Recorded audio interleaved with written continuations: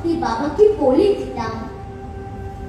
বাবাকে তো কোনোদিন তেমন করে পাইনি, তাতে কি হয়েছে? বাবার হাতে পায়ে ধরে বলতাম সবকিছু তোমাদেরকে দিয়ে দিত।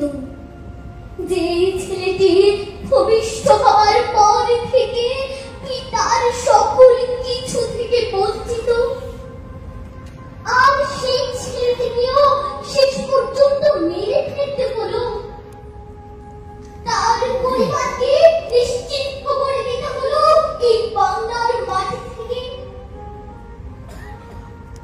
আমি রাসেল বলছি।